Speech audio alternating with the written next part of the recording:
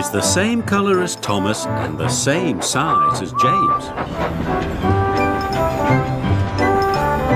He can pull carriages and push trucks.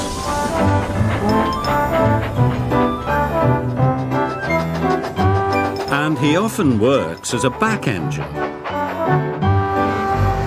But Edward is old and not as strong as the other engines, so sometimes Edward feels left out. The Duke and Duchess of Boxford came to visit their new summer house. They came on their own private engine called Spencer.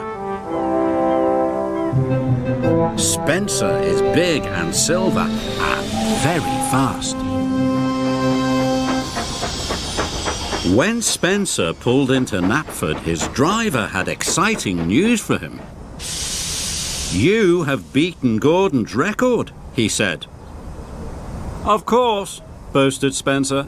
"I'm faster and finer than all the engines on Sodor put together." The Fat Controller's engines were very cross. "Spencer's just a big silver show-off," sniffed Gordon, and everyone agreed. The Fat Controller spoke to the engines. "Spencer will take the Duke and Duchess to their summer house. Another engine will take their furniture."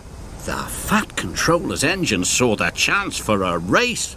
"Please, sir," said Thomas, Percy, Gordon and James, all together. "May I go?"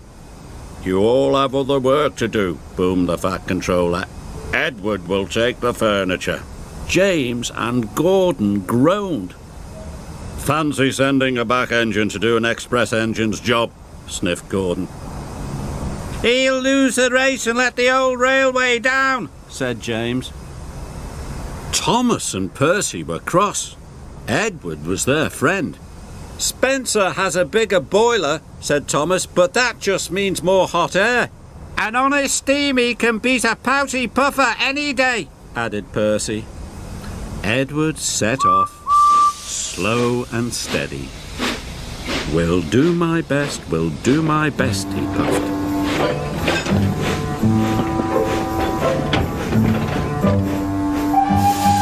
Spencer set off and quickly passed Edward.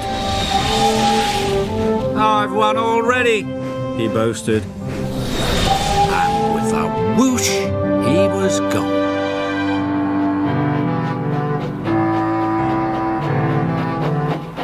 Edward came to the bottom of a steep hill.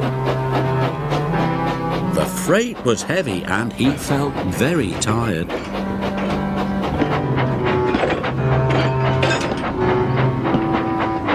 He huffed and he puffed and was soon at the top. He could see Spencer in the distance and set chase at once. Edward raced down the hill. Spencer stopped at Wellsworth Station. The Duke and Duchess wanted to buy some tea and cakes from the refreshment lady. Edward teetered into view. "Hurry up, old boy," laughed Spencer. "Can't have you finishing too far behind me." Edward wished he could have a rest too. But the station master and the porters had heard about the race. "Hooray for Edward!" they cheered. Edward picked up steam and proudly puffed past Spencer. But then the Duke and Duchess finished their tea, and Spencer was off in a flash. He roared past Edward. "Fastest and best, fastest and best," he chirruped. Edward was nearly out of puff. The furniture felt heavier than ever.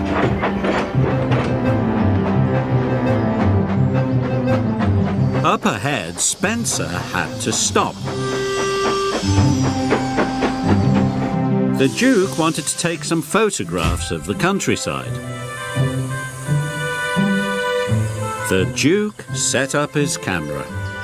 Spencer closed his eyes. "Nothing to worry about," he said lazily.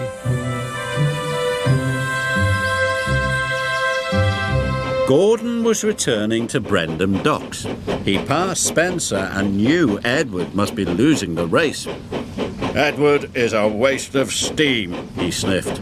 But when Gordon passed Edward and saw how hard he was trying, he felt bad about what he had said. "Well done, Edward," he called. "You are a credit to the railway." Edward was so happy his boiler tingled. He found puff he never knew he had. The Duke and Duchess had finished taking photographs and were back on board. "Time to go," said his driver and rang the bell. But nothing happened. Spencer was dreaming of victory. He didn't hear the bell. And he didn't hear Edward puffing past him. Spencer's driver rang the bell again. When Spencer finally opened his eyes, he could see Edward heading towards the summer house. Nearly there, he gasped. Spencer took off as fast as he could. But as he reached the siding, his driver ordered him to slow down. "These are old tracks and you are a very heavy engine," he said. "You must go slowly." Spencer had no choice. He had to slow down. And he trundled slowly down the siding. With every click and every clack, he knew that he had lost the race. Edward puffed towards the summer house. "I've won," he gasped. "I did it." Edward felt like a really useful engine. "Hooray! I've won!" he cheered loudly. Edward felt like the pride of the Sodor Railway. And he was right.